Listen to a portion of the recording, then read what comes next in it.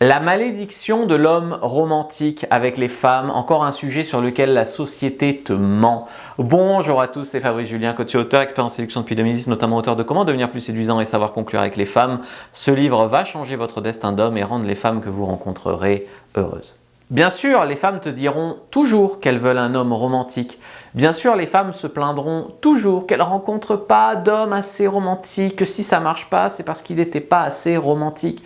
Mais est-ce que vous savez en tant qu'homme que nous les hommes, on est en moyenne plus romantique que les femmes? Alors là, normalement, tu vas tomber des nues, tu vas dire « Ah bon, En fait, l'homme est plus fleur bleue que la femme dans notre société. C'est un problème, ça pourrait être une solution, mais ça devient un problème parce que les gens ont des fausses croyances sur les femmes et sur la séduction. Donc par exemple, est-ce que tu sais que selon un sondage IFOP, 70% des hommes seraient prêts à souhaiter une bonne Saint-Valentin à leur copine contre 62% des femmes. 56% des mecs offriraient un cadeau contre seulement 46% des femmes. Donc là, tu vois qu'il y a quand même 10% de romantisme, on va dire, de différence d'écart. 20% des hommes ont déclaré s'être sentis amoureux à la 4e rencontre contre 15% des femmes. Après 20 rencontres, 70% des hommes ont déclaré être amoureux contre 57% des femmes. Ça, c'est une étude sociologique du professeur Nicolas Guéguin. The Normal Bar enquête, 48% d'hommes déclarent avoir déjà eu un coup de foudre contre seulement 28% des femmes. Vous voyez, moi au début, je pensais que en fait, j'étais un gentil garçon, romantique, sensible, j'étais toujours amoureux un peu d'une fille. Quand ça ne marchait pas avec une fille parce qu'elle choisissait toujours un autre gars, je pleurais. Peut-être que ça allait la toucher d'ailleurs, mon romantisme. Non, pas du tout. Quand je rencontrais une connasse ou une fille cynique ou quoi, je pensais que c'était une exception. Quand je rencontrais un mec qui se faisait piétiner par une femme, qui était complètement à côté de la plaque avec les femmes, qui se faisaient complètement avoir, ou voilà, qui avait tout sur le papier, ce qu'elle voulait, gentil, romantique, machin, truc, mais qui n'avait pas de nana, je pensais que c'était une exception. Tu vois, d'ailleurs, je pensais que j'étais une exception. Je me disais, bon, physiquement, je suis normal, je suis très gentil, je suis plutôt intelligent, je suis très romantique, tout ça, et j'avais pas de nana. J'avais pas de nana, j'avais jamais de nana, tu vois. Et je pensais que c'était une exception, qu'il y avait vraiment quelque chose qui clochait avec moi, que je ne voyais pas.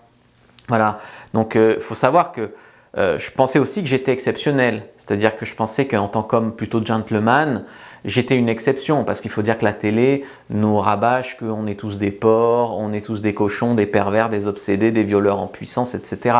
Enfin, la société pressurise. D'ailleurs, il y a beaucoup d'hommes qui revoient mes vidéos passer sur Instagram ou autre, ils disent quoi? Ils disent « Ah, ce connard, machin, moi je ne suis pas comme ça ». Et ils pensent qu'ils sont une exception en fait. Et ils pensent que critiquer le coach en séduction leur donne de la valeur et va les rendre en fait attirants aux yeux des femmes. Donc tu veux, tous les hommes qui sont là à critiquer les coachs en séduction sans écouter vraiment ce qu'on dit, eh bien c'est des hommes qui espèrent briller par contraste et attirer les femmes. Donc c'est à te montrer que non seulement ils n'ont rien compris, mais ils ont moins rien compris que rien compris. Tu vois, c'est terrible.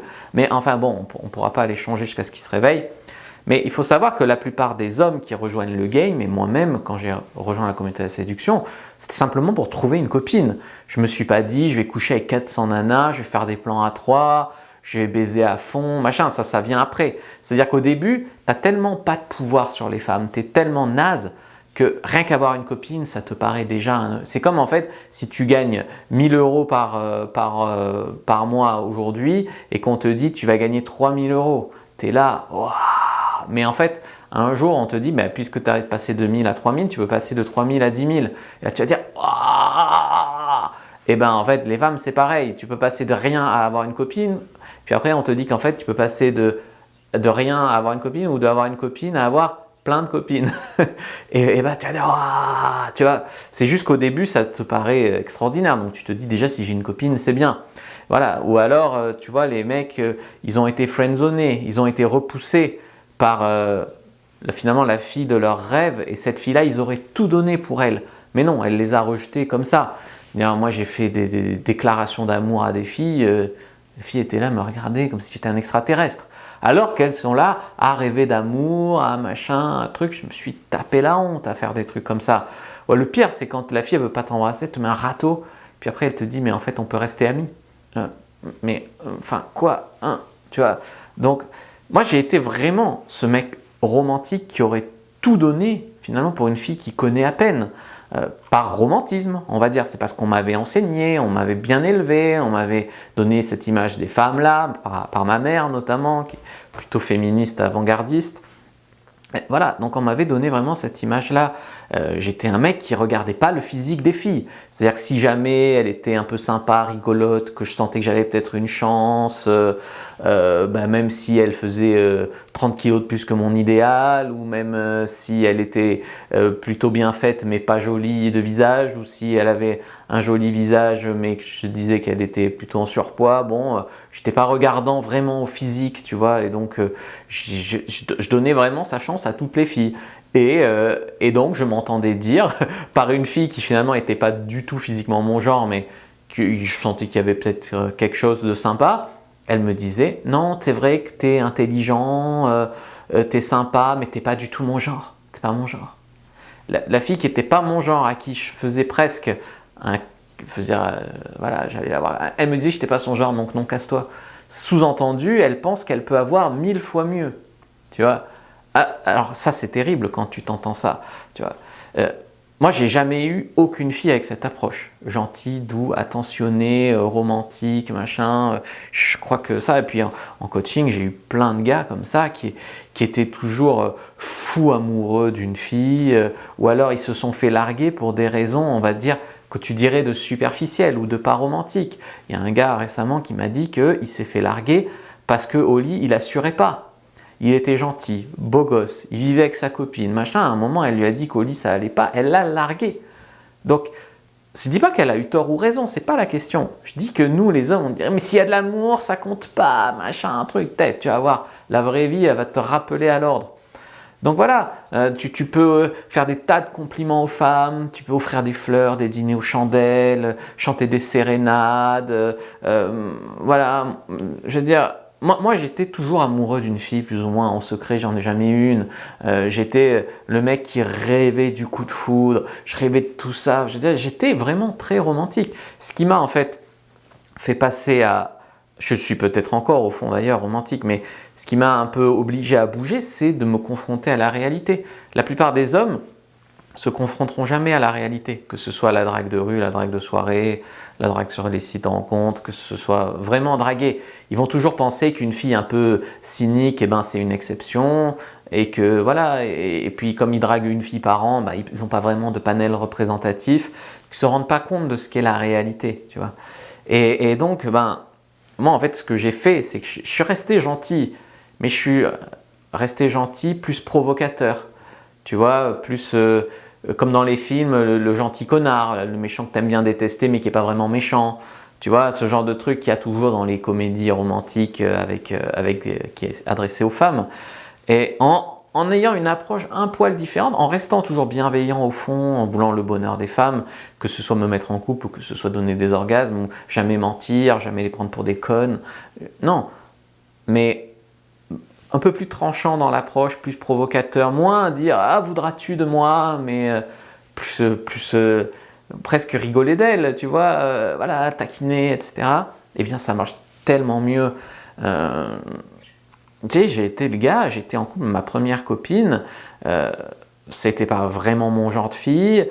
À un moment, elle était chiante, un peu, bon, je restais avec elle, je serrais les dents, machin, puis j'ai appris qu'elle m'a trompé. Donc, c'est-à-dire que toi, tu es romantique, tu t'accroches, tes machins, tes trucs, vlam, et tu crois que la femme, c'est la même chose, et elle te prend ça. Alors, toutes les femmes ne sont pas pareilles, hein, je veux dire, il y a aussi des filles hyper romantiques, gentilles, etc. Mais dans tous les cas, si tu n'as pas, on va dire, le pricing, le prix, si tu n'as pas ce cadre de réalité dessus, c'est compliqué. Je suis devenu exigeant. En devenant exigeant, les filles voulaient voir si j'allais les choisir, alors qu'avant, c'était moi qui étais inférieur. Et franchement, aujourd'hui, je ne voudrais plus même m'intéresser à des filles qui, avant, me repoussaient et qui, parfois, certaines, voudraient bien m'avoir maintenant. Ça, c'est la magie du game, tu vois. Finalement, les dépressifs, les faibles, les niais, les needy, les mecs en demande, en recherche d'approbation, les pigeons, les cucules à praline, les mecs pas entreprenants, un peu mous, eh bien, ils se voilent la face.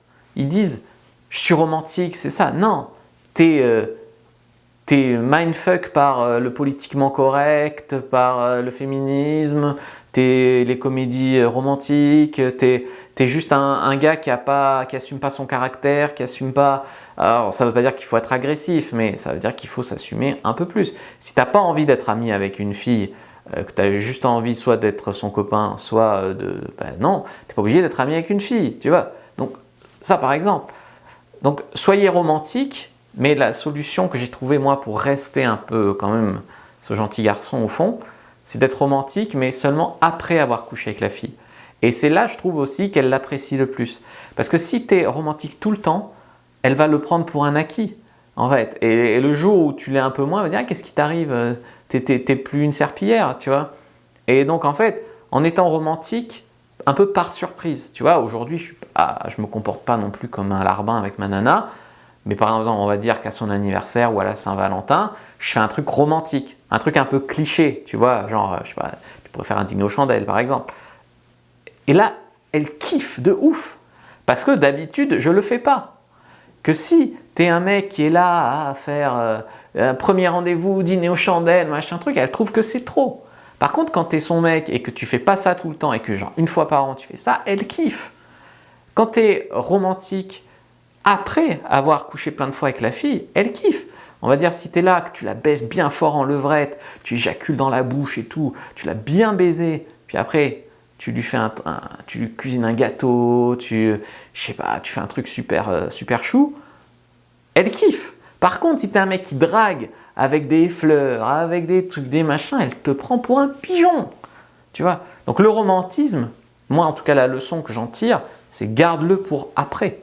Garde-le pour après, vraiment. Sinon ça lui paraîtra normal, à qui elle l'appréciera même pas. Tu vois? Je vous ai fait une fiche sur l'état d'esprit du séducteur. Prenez la première dans la description de la vidéo, il y a un commentaire épinglé. C'est un petit e-book de 15-20 pages qui va vous expliquer un petit peu l'état d'esprit du séducteur pour arrêter de tomber dans ces panneaux comme c'est ça, je suis romantique, je suis gentil, je suis ci, je suis ça. C'est bien, moi aussi je suis romantique et gentil. Mais ça ne suffit pas pour séduire. Tu peux être romantique et gentil, ça peut être un atout, mais à côté de ça, il faut être attirant. Voilà, c'est tout. Donc prenez votre fiche, likez, commentez, partagez. Merci d'avoir regardé jusqu'au bout.